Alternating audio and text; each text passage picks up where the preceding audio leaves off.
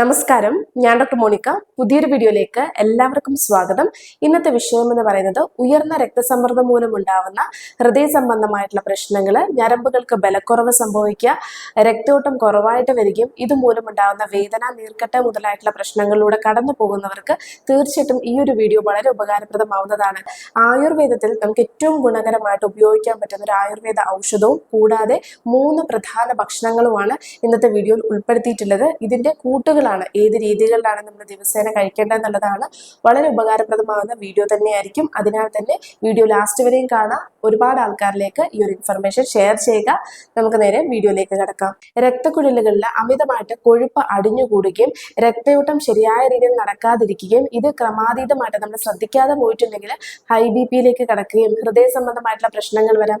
രക്തയോട്ടം ഇതിലൂടെ കുറവായിട്ട് വരുന്നത് കൊണ്ട് തന്നെ ജോയിൻസുകൾക്കും അതുപോലെ തന്നെ നമുക്ക് പല സ്ഥലങ്ങളിലും ഒക്കെ തന്നെ വേദനകളും അമിതമായിട്ട് സംഭവിക്കാറുണ്ട്.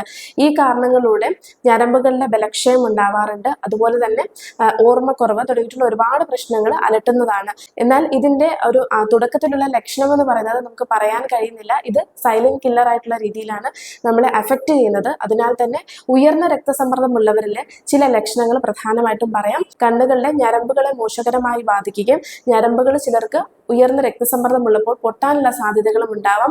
ചിലർക്കാണെങ്കിൽ കണ്ണിന് നമുക്ക് ചുമപ്പ് കളർ എപ്പോഴും നിൽക്കുന്നുണ്ടാവും. രണ്ടാമത് ശക്തമായിട്ടുള്ള തലവേദന വരിക എന്നുള്ളതാണ്.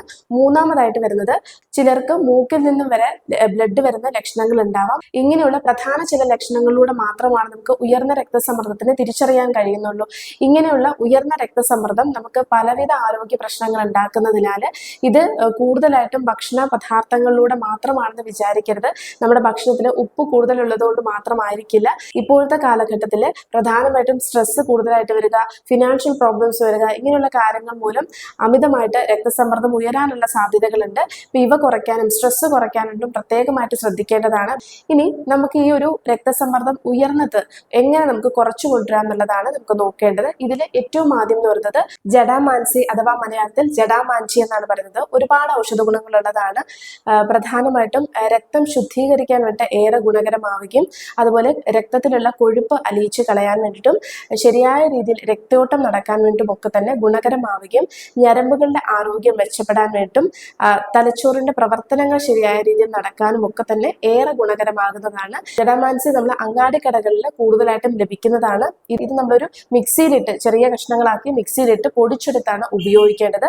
ഉപയോഗിക്കേണ്ട രീതി എന്ന് പറയുന്നത് ഈ ഒരു ജഡാമാൻസിയുടെ അല്ലെങ്കിൽ ജഡാമാൻചിയുടെ പൗഡറിൽ നിന്നും 1/2 ടീസ്പൂൺ അളവ്, പ്രത്യേകമായിട്ടും ശ്രദ്ധിക്കണം, ടീസ്പൂൺ ആണ് പറയുന്നത്, 1/2 ടീസ്പൂൺ അളവ് മാത്രം എടുക്കുക. രാവിലെ ഭക്ഷണം കഴിച്ച് അരമണിക്കൂറിന് ശേഷം ചെറു ചൂടുവെള്ളത്തിൽ കലക്കി ഈ ഒരു 1/2 ടീസ്പൂൺ പൊടിയിട്ട് ചെറു ചൂടുവെള്ളത്തിൽ കലക്കി കുടിക്കുക എന്നുള്ളതാണ് ചെയ്യേണ്ടത്. ഇത് ഒരു 7 തൊട്ട് 14 ദിവസം വരെ മാത്രമാണ് കുടിക്കേണ്ടത്. ഒരുപാട് അളവുകളിൽ കുടിക്കുക എന്നുള്ളതല്ല. നിങ്ങൾക്ക് ഈ പറഞ്ഞിട്ടുള്ള അതായത് ഹൈ BP പ്രശ്നങ്ങൾ ഉണ്ടെന്നുണ്ടെങ്കിലും അതുപോലെ തന്നെ വേദന, അമിതമായിട്ടുള്ള വേദനകൾ കാര്യങ്ങളൊക്കെ ഉണ്ടെന്നുണ്ടെങ്കിൽ തീർച്ചയായിട്ടും ഈ രീതിയിൽ ഉള്ളിൽ കഴിക്കാൻ പറ്റുന്നതാണ്. ഇതിന്റെ ടാബ്ലറ്റ്സ് അവൈലബിൾ ആണ്. അതുപോലെ ഒരുപാട് വ്യത്യസ്ത രീതികളിൽ ഇത് നമുക്ക് ജഡാമാൻസിന് ഉപയോഗപ്പെടുത്താൻ പറ്റുന്നതാണ്. എന്നാലും നിങ്ങളുടെ തൊട്ടടുത്തുള്ള ഒരു ആയുർവേദ ഡോക്ടറുടെ നിർദ്ദേശപ്രകാരം കഴിക്കുന്നതാണ് നിങ്ങളുടെ ഓരോ കണ്ടീഷൻസിന് വേണ്ടിയിട്ടും ഏറ്റവും ഗുണകരമായിട്ടുള്ളത് എന്നുള്ളത് ഓർമ്മപ്പെടുത്തുകയാണ്. അല്ലാത്ത പക്ഷം നമുക്ക് ഈ ഒരു വേദനകൾ അല്ലെങ്കിൽ ഒരു പെട്ടെന്ന് BP കുറയാൻ വേണ്ടിയിട്ടൊക്കെ തന്നെ ഏറെ ഗുണകരമാകുന്നതാണ്. ഒരു 7 തൊട്ട് 14 ദിവസം വരെ മാത്രമാണ് ഇത് കഴിക്കുന്നത്. ഇനി ഇത് നമുക്ക് മുടിയുടെ ആരോഗ്യം വർദ്ധിപ്പിക്കുവാൻ വേണ്ടിയിട്ട് വ്യത്യസ്ത രീതികളിൽ ഉപയോഗിക്കാറുണ്ട്. ചിലർ എണ്ണ കാച്ചിട്ടുള്ള രീതിയിൽ ഉപയോഗിക്കും. പേസ്റ്റ് രൂപത്തിലാക്കിയിട്ട് ശിരോചർമ്മങ്ങളിലൊക്കെ തന്നെ തേച്ചു കൊടുത്ത് ഒരു 5 മിനിറ്റിന് ശേഷം കഴുകിക്കളയുന്നത് നല്ലതാണ്. മുഖചർമ്മത്തിന് വേണ്ടിയിട്ട് ഉപയോഗപ്പെടുത്തുകയും നല്ലതാണ്. അതായത് മുഖ സൗന്ദര്യം വർദ്ധിപ്പിക്കണം എന്നൊക്കെ ആഗ്രഹിക്കുന്നവർക്ക് ഈ ജഡാമാൻസിനെ നമുക്ക് ഉപയോഗപ്പെടുത്താൻ പറ്റുന്നതാണ്. അതിനും ഇതേപോലെ തന്നെ സെയിം പ്രൊസീജിയറാണ്. ചെറിയ കഷ്ണങ്ങളാക്കി മിക്സിയിലിട്ട് പൊടിച്ചെടുത്ത് ആ ഒരു പൊടിയിൽ നിന്നും കുറച്ച് പൊടി എടുക്കുക. ഏകദേശം 1 സ്പൂൺ അളവായിട്ടുള്ള പൊടിയെടുത്ത് അതിനകത്തേക്ക് കസ്തൂരി മഞ്ഞളും തേനും കൂടി മിക്സ് ചെയ്തെടുക്കുക. തേന് ബുദ്ധിമുട്ടുള്ളവർക്ക് തൈരും ആഡ് ചെയ്യാൻ പറ്റുന്നതാണ്. എന്നിട്ട് നന്നായി മിക്സ് ചെയ്തിട്ട് മുഖത്തെല്ലാം പുരട്ടിയതിനു ശേഷം ഒരു 5 മിനിറ്റിന് ശേഷം നിങ്ങൾ കഴുകിക്കളയുന്നതും ഈ ഒരു മുഖ സൗന്ദര്യം വർദ്ധിപ്പിക്കാൻ വേണ്ടിയിട്ടും ജഡാമാൻസിനെ കൊണ്ട് ഉപയോഗപ്പെടുത്താൻ പറ്റുന്നതാണ്. ഇനി പ്രത്യേകം ശ്രദ്ധിക്കേണ്ടത് ഇത് ഉപയോഗിക്കാൻ പാടില്ലാത്തവർ അല്ലെങ്കിൽ ഉള്ളിൽ കഴിക്കാൻ പാടില്ലാത്തവർ എന്ന് പറയുന്നത്, ഒന്ന് പെട്ടെന്ന് തന്നെ സർജറി നടക്കാനായിട്ട് നിൽക്കുന്നവരാണെന്നുണ്ടെങ്കിലും ഉടനെ സർജറി കഴിഞ്ഞവരാണെന്നുണ്ടെങ്കിലും ഇത് കഴിക്കാൻ പാടുള്ളവരല്ല. മുലയൂട്ടുന്ന അമ്മമാര് അതുപോലെ തന്നെ പ്രഗ്നൻസി സമയത്ത് കഴിക്കാൻ പാടുള്ളതല്ല. ഇനി രണ്ടാമതായിട്ട് വരുന്നത് നമ്മുടെ അടുക്കളയിൽ വിപണിയിൽ എളുപ്പത്തിൽ ലഭിക്കുന്ന ഉലുവയാണ്. ഉലുവയിൽ ഒരുപാട് ഔഷധ ഗുണങ്ങൾ ഉള്ളതാണ്.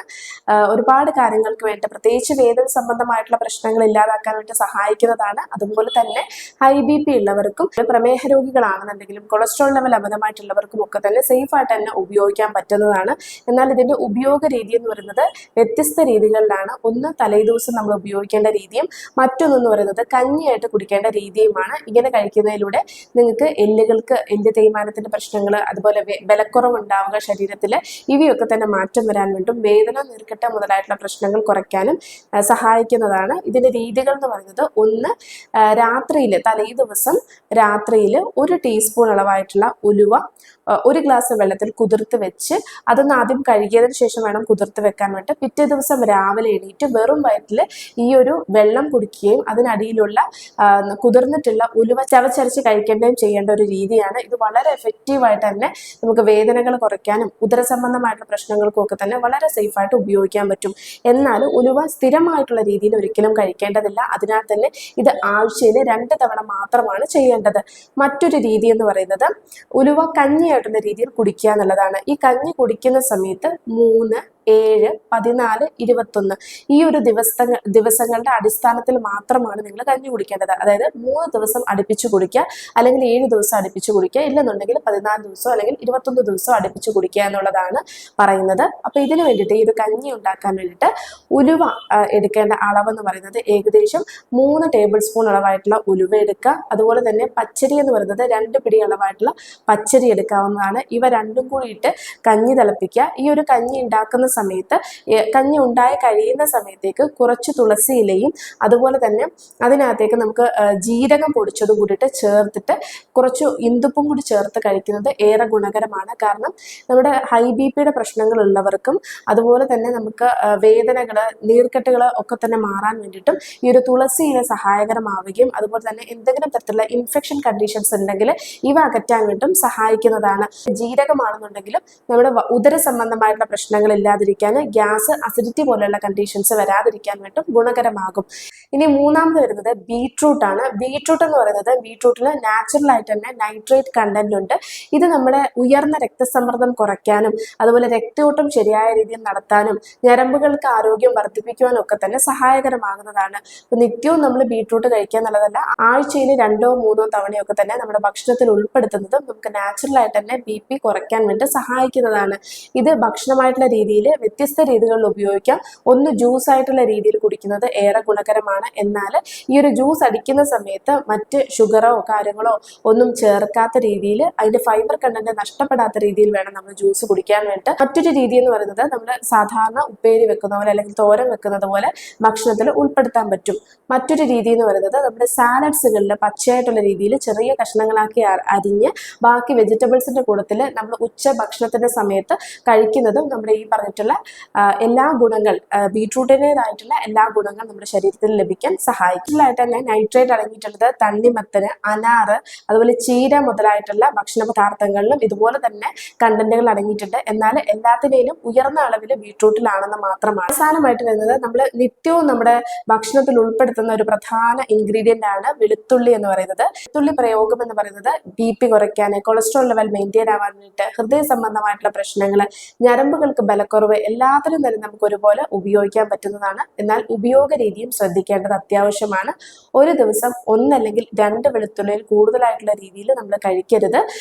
പച്ചയായിട്ടുള്ള രീതിയിൽ കഴിക്കുന്ന വിധമാണ് പറയുന്നത്. അതിനാലാണ്. മറ്റത് നമ്മൾ ഭക്ഷണ പദാർത്ഥങ്ങളിൽ ചേർക്കുന്ന രീതിയാണ്. ഇത് സെപ്പറേറ്റ് ആയിട്ട് കഴിക്കുമ്പോൾ ഈ കാര്യം ശ്രദ്ധിക്കേണ്ടതാണ്. ഒരു വെളുത്തുള്ളി തൊലി കളഞ്ഞിട്ടുള്ളത് എടുത്ത് രാവിലെ വെറും വയറ്റിൽ ചവച്ചരച്ച് കഴിക്കുകയും അതിന് പുറമെ ചെറു ചൂടുവെള്ളം കുടിക്കുകയും ചെയ്യുന്നതാണ് നമുക്ക് ഏറ്റവും ഗുണകരമായിട്ട് ശരീരത്തിലേക്ക് വെളുത്തുള്ളിയുടേതായിട്ടുള്ള എല്ലാ ആരോഗ്യ ഗുണങ്ങൾ ലഭിക്കാൻ സഹായിക്കുന്നത്. ഈ രീതിയിൽ നിങ്ങൾ കുടിക്കാം. പല വിധത്തിൽ വെളുത്തുള്ളിനെ പ്രയോജനപ്പെടുത്താറുണ്ട്. എൻ്റെ പല വീഡിയോസുകളിലും ഞാനത് പറഞ്ഞിട്ടുണ്ട്. ലശൂന, ക്ഷീരപാക എന്നുള്ള രീതിയിലൊക്കെ തന്നെ നമ്മൾ വെളുത്തുള്ളിനെ ഉപയോഗപ്പെടുത്തുന്നതാണ്. ഇങ്ങനെയാണ് നമുക്ക് ബേസിക് ആയിട്ട് നമുക്ക് ആ ഒരു ഗുണങ്ങൾ ലഭിക്കാൻ സഹായിക്കുന്നത്. മേൽ പറഞ്ഞിട്ടുള്ള 4 കാര്യങ്ങൾ നിങ്ങൾക്ക് വ്യത്യസ്ത രീതികളിൽ ആഴ്ചയിൽ നിങ്ങൾക്ക് ഉൾപ്പെടുത്താൻ പറ്റുന്നതാണ്. ഇങ്ങനെ ഉൾപ്പെടുത്തുന്നതിലൂടെ ഉയർന്ന രക്തസമ്മർദ്ദം കുറയാൻ വേണ്ടിയിട്ടും ഹൃദയ സംബന്ധമായിട്ടുള്ള പ്രശ്നങ്ങൾ കുറഞ്ഞു കിട്ടാനും അതുപോലെ ശരീരത്തിന് മുഴുവനായിട്ട് നമുക്ക് ഇൻഫ്ലമേഷൻസ് കുറയാനും നമ്മുടെ ശരീരത്തിലെ രക്തയോട്ടം ശരിയായ രീതിയിൽ നടക്കാനും ഒക്കെ തന്നെ സഹായകരമാകും. ഈ ഒരു വീഡിയോ നിങ്ങൾക്ക് ഉപകാരപ്രദമായിട്ടുണ്ടെങ്കിൽ തീർച്ചയായിട്ടും ഒരുപാട് ആൾക്കാരിലേക്ക് ഈ ഒരു ഇൻഫർമേഷൻ ഷെയർ ചെയ്യുക. അടുത്തൊരു വിഷയമായിട്ട് നമുക്ക് കാണാം. നന്ദി.